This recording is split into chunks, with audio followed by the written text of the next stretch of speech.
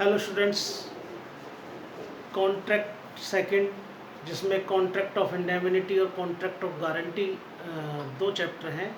जिसमें contract of indemnity हमने देख लिया, कॉन्ट्रैक्ट ऑफ गारंटी इसमें चल रहा है, ठीक है। जिसमें 126, 127, 128 इसको हमने डिस्कस किया, जिसमें creditor, principal debtor, surety, contract of guarantee की डेफिनेशन हमने देखी और कंसीडरेशन, ठीक है। और 128 में श्योरिटी और प्रिंसिपल डेटर इनकी जो लायबिलिटीज़ होती है को एक्सटेंसिव होती है, ठीक है। उसके बाद 129 से 131 तक हमने कंटिन्यूइंग गारंटी उसको डिस्कस किया। और आज हम एक बड़ा इम्पॉर्टेंट टॉपिक है डिस्चार्ज ऑफ श्योरिटी, इसको डिस्कस करते हैं।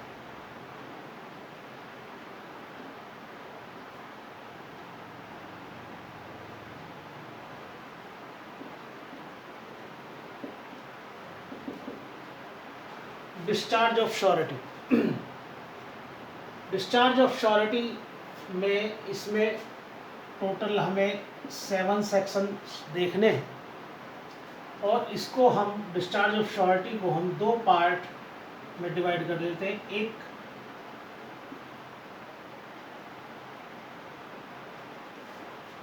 वैलिड ग्राउंड,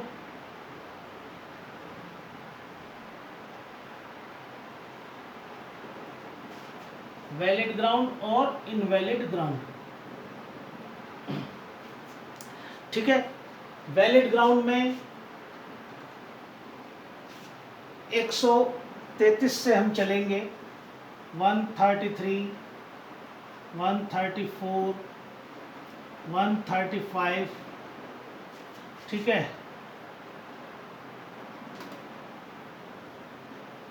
139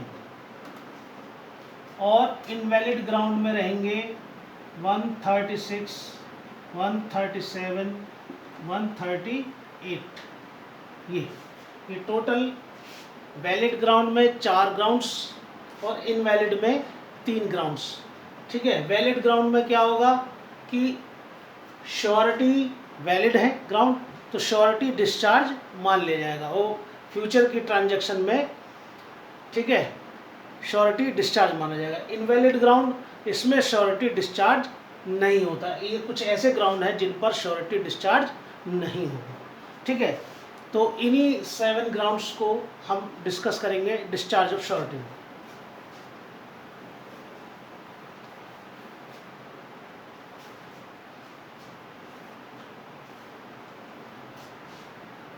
वन 33,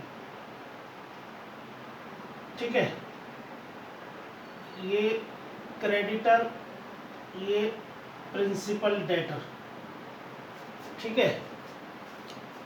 इन्होंने क्या काम किया है,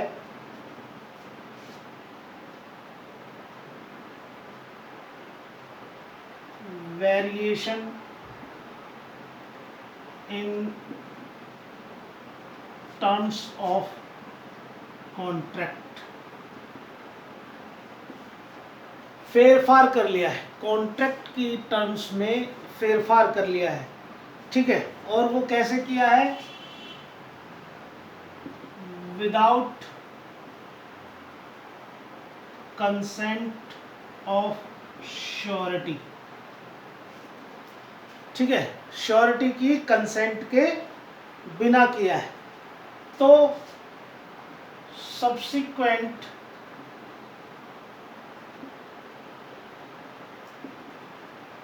ट्रांजैक्शन के संबंध में श्योरिटी क्या हो जाएगा, श्योरिटी डिस्चार्ज मान लिया जाएगा, ठीक है। श्योरिटी डिस्चार्ज हो जाएगा। 133 कहता है कि क्रेडिटर और प्रिंसिपल डेटर ने दोनों ने मिलकर क्या किया, वेरिएशन किया in terms of contract, contract की शर्तों में फेरफार कर लिया। और वो भी कैसे किया है, विदाउट कंसेंट ऑफ श्योरिटी किया है। तो सब्सिक्वेंट ट्रांजैक्शन के संबंध में श्योरिटी डिस्चार्ज माना जाएगा, ठीक है जी। इस पर हम कुछ इलस्ट्रेशन, जैसे ए, ये बी और ये सी।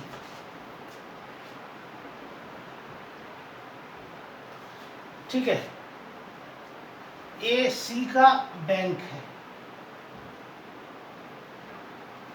ए सी से कहता है कि आप बी को अपने बैंक में एज अ मैनेजर रख लें, उसके इस बी के कंडक्ट की गारंटी, इसके आचरण की गारंटी वो लेता है कि ये ठीक रहेगा। ठीक है, बाद में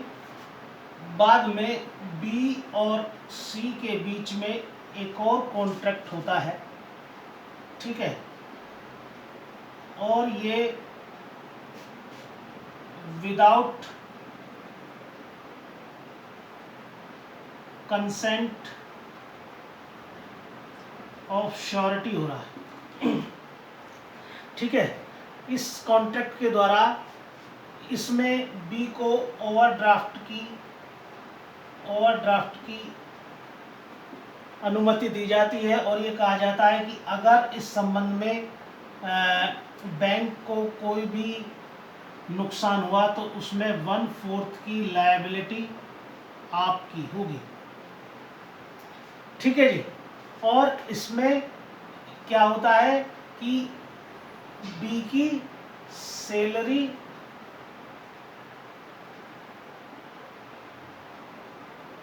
रेज्ड कर दी गई, बी की सैलरी बढ़ा दी गई, और क्या कहा गया कि ओवरड्राफ्ट की अनुमति दी गई। इसने एक कस्टमर को ओवरड्राफ्ट अलाउड किया।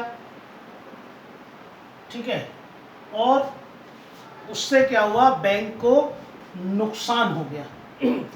यहाँ पर जो ए है वो, ठीक है, अपनी डिस्चार्ज हो गया था, डिस्चार्ज ऑफ हिज श्योरिटीशिप। यहाँ पर ए लायबल नहीं है, क्योंकि इन दोनों ने बिना श्योरिटी के कंसेंट के कॉन्ट्रैक्ट में फेरफार कर लिया था।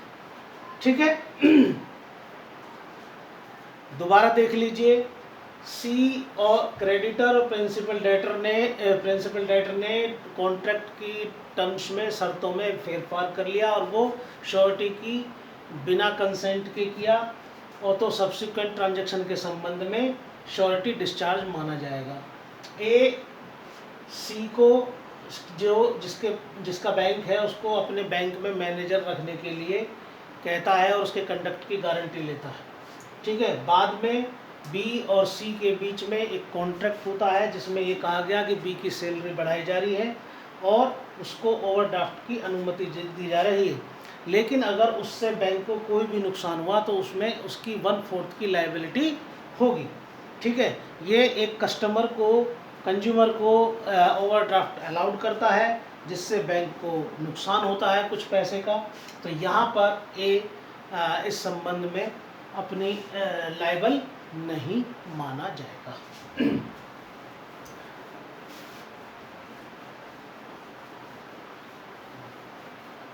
ठीक है,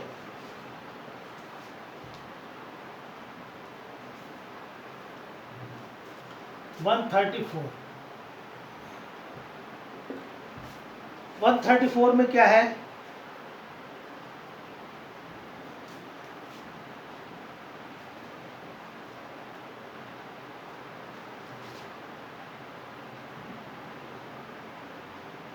क्रेडिटर और प्रिंसिपल डेटर, इन दोनों के बीच में एक कॉन्ट्रैक्ट हुआ। इस कॉन्ट्रैक्ट से क्रेडिटर ने प्रिंसिपल डेटर को रिलीज कर दिया। अगर प्रिंसिपल डेटर रिलीज, तो ये कहें कि श्योरिटी भी रिलीज हो जाएगा। ठीक है, अगर क्रेडिटर और प्रिंसिपल डेटर ने कॉन्ट्रैक्ट किया जिसके द्वारा क्रेडिटर ने प्रिंसिपल डेटर को रिलीज कर दिया, मुक्त कर दिया, अगर ये मुक्त हो गया तो ये मान करके चलें कि क्रेडिटर भी, श्योरिटी भी रिलीज हो जाएगा। ठीक है जी। दूसरा, सी जो क्रेडिटर है उसका एक्ट या ओमिशन ऐसा है कि उसके कॉन्सिक्वेंस में, ठीक है, उसके परिणाम से क्या हुआ कि जो प्रिंसिपल डेटर है वो डिस्चार्ज हो जा रहा है। अगर ये डिस्चार्ज तो कह देना श्योरिटी भी डिस्चार्ज हो जाएगा, ठीक है। क्रेडिटर प्रिंसिपल डेटर इन दोनों ने कॉन्ट्रैक्ट कर लिया, जिसकी वजह से ऐसा कॉन्ट्रैक्ट कि क्रेडिटर ने प्रिंसिपल डेटर को रिलीज कर दिया, मुक्त कर दिया, तो श्योरिटी भी मुक्त हो जाएगा। या क्रेडिटर का एक्ट या ओमिशन ऐसा है जिसके परिणाम स्वरूप प्रिंसिपल डेटर डिस्चार्ज हो जा रहा है, तो श्योरिटी भी डिस्चार्ज माना जाएगा, ठीक है। इस पर एक इलस्ट्रेशन देख लेते हैं, ठीक है। ए, बी और सी, ठीक है। बी इसकी कोई ये लैंड है और बी इस लैंड पर इंडिगो की खेती करना चाहता है। सी जो श्योरिटी है वो एज परफॉर्मेंस की गारंटी लेता है कि ये अपना कार्य करेगा, ठीक है। इसी बीच में ये जो बी है ये स्ट्रीम ऑफ वाटर, एक जल की धारा क्या इस लैंड की ओर मोड़ देता है, जिसकी वजह से इसमें पानी भर जाता है। और इस पानी भरने का मतलब ये है कि अब इस लैंड पर, अब इस फील्ड पर नील की खेती करना असंभव होगा, ठीक है। तो यहाँ पर सी डिस्चार्ज हो गया अपनी श्योरिटी से, ठीक है, डिस्चार्ज मान लिया। तो ये हमने सेक्शन 34 देखा। ए की लैंड, बी उस पर नील की खेती करना चाह रहा है, नील की खेती के लिए उसमें पानी नहीं होना चाहिए उसमें ज़मीन में, ठीक है। सी कहता है कि ए परफॉर्म करेगा, अपनी लैंड दे देगा, ठीक है, और उसकी गारंटी लेता है। यहाँ पर बी उससे पहले ही यहाँ पर एक स्ट्रीम ऑफ वाटर, जल की धारा इसके खेत में छोड़ देता है, जिससे नील की खेती करना असंभव हो जाए। यहाँ पर सी अपनी श्योरिटी के लिए लायबल नहीं है, ठीक है, डिस्चार्ज हो गया वो।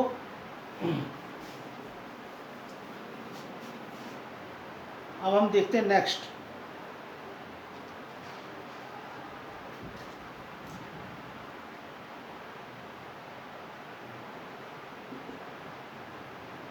क्रेडिटर और प्रिंसिपल डेटर इन दोनों ने एक कॉन्ट्रैक्ट किया, ठीक है। ये कॉन्ट्रैक्ट कैसा है? 3 तरीके का। अगर ऐसा है तो इसका परिणाम क्या होगा? श्योरिटी डिस्चार्ज मान लिया जाएगा, ठीक है। कैसा है ये कॉन्ट्रैक्ट? ठीक है, इस कॉन्ट्रैक्ट की वजह से क्रेडिटर और प्रिंसिपल डेटर इन दोनों में कंपोजिशन हो गया है, एक समझौता हो गया। दोनों ने समझौता कर लिया है। तो अगर ये दोनों आपस में मिल जाते हैं तो ऐसा कोई कॉन्ट्रैक्ट करते हैं तो उसका परिणाम ये होगा कि श्योरिटी डिस्चार्ज हो जाएगा। दूसरा,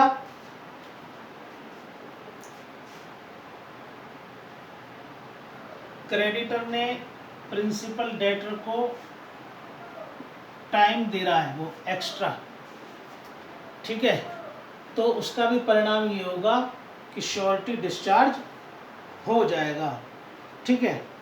और क्रेडिटर ने प्रिंसिपल डेटर से ये प्रॉमिस किया क्या, नॉट टू शू, कि वो उस पर शू या केस फाइल नहीं करेगा। तो इन सब का परिणाम क्या होगा, इन सब का परिणाम ये होगा कि श्योरिटी जो है डिस्चार्ज हो जाएगा।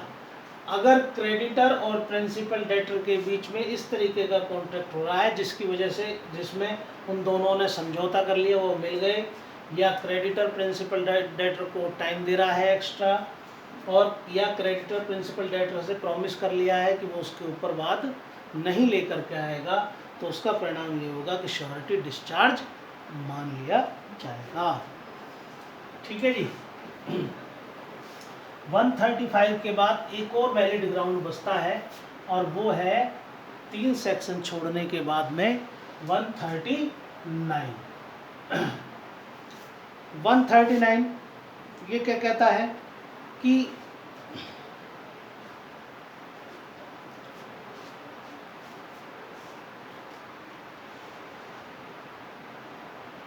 क्रेडिटर का एक्ट या ओमिशन ऐसा है कि inconsistent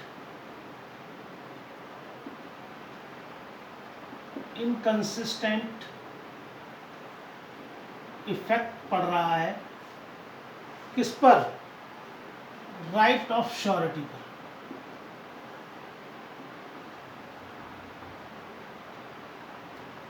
right of surety, creditor का एक्ट ऐसा है या ओमिशन ऐसा है कि उससे इनकंसिस्टेंट इफेक्ट पड़ रहा है किस पर, राइट ऑफ श्योरिटी, श्योरिटी के अधिकारों पर प्रतिकूल प्रभाव पड़ रहा है, तो ऐसे में भी श्योरिटी डिस्चार्ज मान लिया जाता है।